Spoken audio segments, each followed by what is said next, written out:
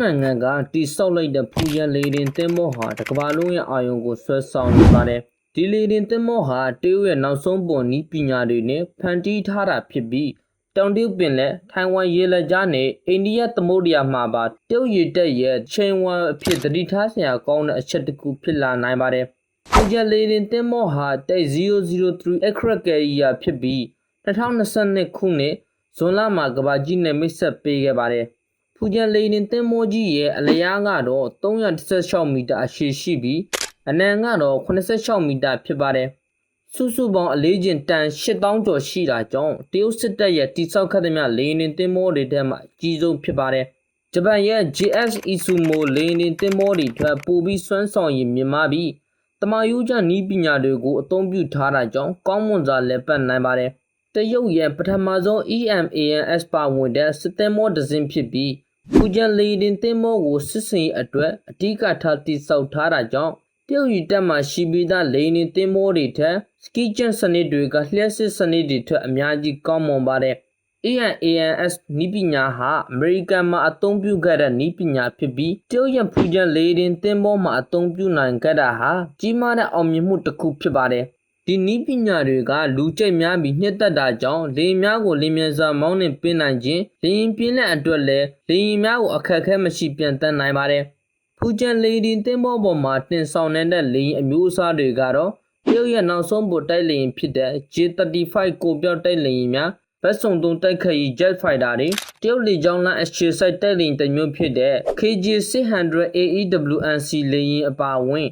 လေကြောင်းတိုက်ခိုက်မှုနဲ့မြေပြင်ရေပြင်တိုက်ခိုက်မှုတွေမှာပါအသုံးပြုနိုင်တဲ့ J-50 တိုက်ခိုက်ရေးလေယာဉ်များနဲ့ဟယ်လီကော်ပတာများအပါအဝင်စုစုပေါင်းလေယာဉ်အစီး40နဲ့50ခန့်အထိတင်ဆောင်နိုင်ပါတယ်။ကာကွယ်ရေးစနစ်များဘက်မှဆိုရင်လည်းအလွန်ခေတ်မီတဲ့ရေဒီယိုစနစ်များတိုက်ခိုက်မှုခံနိုင်ရည်မြင့်မားတဲ့မစ်ဆိုင်းဒုံးကျည်များနဲ့ခေတ်မီစံသစ်တဲ့လက်နက်ပစ္စည်းတွေပါဝင်ပါသေးတယ်။တရုတ်ရေတပ်အတွက် Blue Water Navy ဖြစ်စေဖို့ဖူကျန်လေရင်သင်းမောကအရေးကြီးတဲ့အခန်းကဏ္ဍကပါဝင်ပြီးပင်လယ်ပြင်စစ်စင်ရေးအတွက်လည်းပုံမထိရောက်တဲ့ကာကွယ်ပေးစွမ်းနိုင်စွမ်းရှိပါတယ်။မြန်မာနိုင်ငံအပါအဝင်တောင်တရုတ်ပင်လယ်နဲ့တရုတ်ရဲ့အရှေ့ဘက်ပင်လယ်တွေအထိ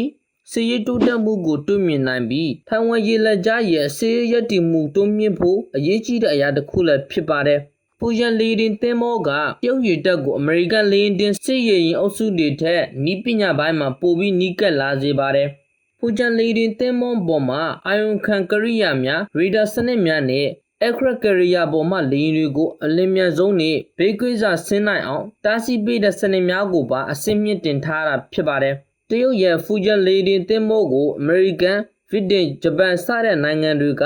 စိုးရိမ်မှုအပြည့်နဲ့အမြဲစောင့်ကြည့်နေကြပါတယ်။တရုတ်ရဲ့စီးရေးပွင့်လင်းမြင်သာမှုအရှိန်မြင့်တက်လာပြီးဖူကျန်လေရင်သင်းမောရဲ့ပင်လယ်ပြင်စမ်းသပ်မှုတွေကိုနိုင်ငံပိုင်မီဒီယာတွေကတဆင့်ဖော်ပြလာပါတယ်။ဖူကျန်လေရင်သင်းမောဟာဆိုရင်နည်းပညာပိုင်းမှာအားသာချက်တွေရှိသလိုတစ်ဖက်မှာလည်းအားနည်းချက်တွေရှိပါတယ်။နျူကလ িয়ার စွမ်းရည်အသုံးပြုနိုင်မှုမရှိသေးတာကြောင့်ဒီသင်းမောကိုပင်လယ်ပြင်မှာရက်အကြာကြီးစစ်စင်ရေးတွေမပြုလုပ်နိုင်ပါဘူး။လေယာဉ်တွေနဲ့လေယာဉ်သင်းမောတွေကြားကဆက်သွယ်မှုဆိုင်ရာမှားယွင်းတဲ့ပြဿနာများရှိနိုင်ပါတယ်။စစ်စင်ရေးတာဝန်များနဲ့မိသားစုစီမံခန့်ခွဲမှုများကိုတပြိုင်နက်တည်းထိရောက်လှုပ်ဆောင်နိုင်ဖို့ဆိုတာကတော့လေရင်သင်းမောပေါ်မှာပါတဲ့တပ်ဖွဲ့ဝင်များအတွက်စိန်ခေါ်မှုကြီးတစ်ခုဖြစ်ပါတယ်။ထို့သဖြင့်တာဝန်ထမ်းဆောင်နေတဲ့အတွင်းမိသားစုအပေါ်တက်ရောက်မှုတွေကအလွန်ကြီးမားတဲ့စိန်ခေါ်မှုတစ်ခုလည်းဖြစ်ပါတယ်